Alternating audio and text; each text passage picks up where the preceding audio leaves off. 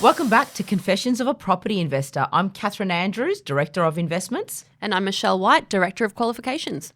Today, we're going to be discussing property cycles, what the fake media will not tell you.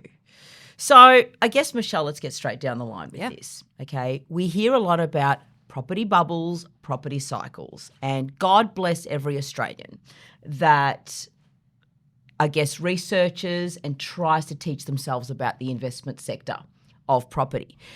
The only downfall, which is probably the biggest grey area in all of Australian media, is we only really get one view of property. And that is that you constantly see that this bubble and property is going to take a downturn and the cost of property is going to go down and you're going to lose money. And I have a friend of a friend who's done this before and they've lost money.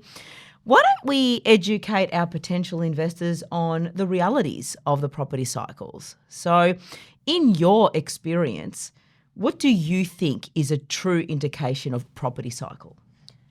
I think the easiest way to knock it on the head is to understand property cycles do exist. Mm-hmm. They are normal. Mm-hmm. Why are we scared of them? The media portrays that if the properties or a certain area plateaus or takes a mini dip, which is always short-term and temporary, that it's a bad thing. Yeah. That all of a sudden the world is ending. Yeah. That this bubble is finally going to burst. Yeah. How is that possible? Well, I think what it is short term. People always look at the today. For example, has property changed in and plateaued in capital cities like Melbourne and Sydney over the last 12 months? Yes, it has. Overall, if you look at those areas over the last 20 years, what's it done? It's gone up by 1,000% or something like that. That's very much but it has gone up significantly. So I think that the reality of property cycles is really, I believe there's only two. It increases, it corrects itself. Yeah. It increases, it corrects itself. So there's a buyer's market, there's a seller's market, and that essentially is the two black and white rules of buying and selling. It's like the bull market and the bear market in the stock exchange. You got the bull market, which is essentially, sell, and you got the bear market, which is buy. Same thing happens in property. Do you find, Michelle, when you talk to clients that they start to talk to you about downturns and stuff like that? And do you find that they've usually read an article or seen something on a current affair about a developer going bust? Do you give us a bit of an insight on what you experience in that first point of contact? Okay. It doesn't matter what period of time we're in. Oh, the same question always comes up. But is this a good time to buy? Wow. All the time. Mm-hmm. It doesn't matter if property is going gangbusters or if it's plateauing or if it's just in that sort of average 7% growth per annum period. Which is good, by the way. Yes, it is. That allows a property to double every 10 years. Exactly. We want that. But what they don't do is have a look at that long-term growth component and how that's going to affect them. A very wise person once said to me, you only lose out on property when you sell. Right. No one's going to lose out when they buy. What are you doing? You're acquiring an asset that's increasing in value. If it's short-term dips and it comes back up again, that's fine. You weather it. You're still receiving a rental income. You're still receiving the other components of the benefits of property investing, which we'll take you through another time. Yes. But you've got an asset that's overall increasing in value over time. There is never a bad time to buy. What we can then do is use the market to determine where to buy. Exactly. And how to best acquire that asset. And that's why having that professional help and guidance is always going to help our clients. Okay. The fact of the matter is there's a lot of people claiming to be professionals in the property industry. Yeah.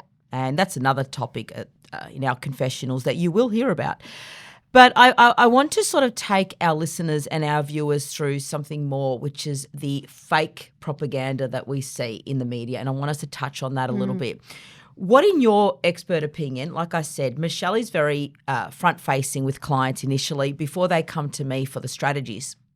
By the time the clients have come to me, it is all numbers. I live and breathe numbers. I show them numbers, and numbers don't lie. But Michelle has to deal with that initial emotional roller coaster that a lot of our potential investors go through before they come through. Do you want to give us an indication of articles and fear-mongering that are just simply not true, Michelle? Absolutely. So I'd say the biggest objection is when family members and friends get involved and start providing their opinion because of exactly what you've said, an article that they've read or a comment that's been said through the news or simply being at work in the office and sitting around the coffee table and having a chat. There's so much incorrect data or fake information or they'll take a snippet of a circumstance and they'll look at it and assess it as if that's the full story and the full picture. Unless you get your information across multiple different sources, analyse it and assess it from different angles, you're not going to get a true vision of what the situation actually is. And I guess a good example of this is COVID. I know for a fact with Chase, going into COVID, a lot of people got scared because the media was portraying that there's going to be a massive downturn in property. Don't buy now. You won't be able to get renters in. You won't be able to, all these legislations changed within the residential acts as well. But the reality and the facts, so the media was absolutely smashing property investing. And a lot of clients were coming to me and to yourself, of course, and saying, I don't know what to do. This is what I've been reading. And I myself just came across hundreds and hundreds of articles. But this is the reality. Through 2020 and 2021, even though there was all this media hype about a downturn in the property market, overall, property in pockets, and one of the main pockets was Southeast Queensland, which probably had the biggest boom, and areas in Victoria and areas of New South Wales as well. There was close to a 28% increase just over the first 12 months through COVID. Now, that's when the country, the world, is in a pandemic. Okay, we're all locked away. Well, I know Victoria was. Poor Victoria. God bless her. Everyone was locked away. Okay, but property was still going up. So that itself, and statistics do prove that. If you read the statistics, the true statistics, they show an increase in property by 29% through July 2020 through July 2021 overall. There are some capital cities that plateaued or went down, but they're the capital cities, they're, the CBDs. They're circumstantial. Exactly. If you look at suburbia, it actually increased in value significantly. And now the fact that our borders have opened through Australia and the international migration's increasing, well, where are these people going to live? Well, that is one of the driving forces behind those cyclical periods. If you have a look and you assess the population movement across Australia, not just within Australia, but into Australia, and then you actually apply some of your logic, where are we going to house these people? Exactly. How can property decrease in value over a long-term extended period of time? It is physically not possible. Exactly. And the fact that most of Australia, as big as she is actually uninhabitable. It's either desert, okay, or parts of it do flood. Yes. Okay, so you've got a very small portion of Australia that's inhabitable. And guys, it's going. Yeah. And they're not making any more of it. Yeah. Spot on.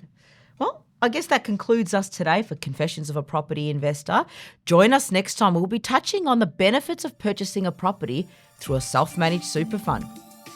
See you at the next confession. See you later.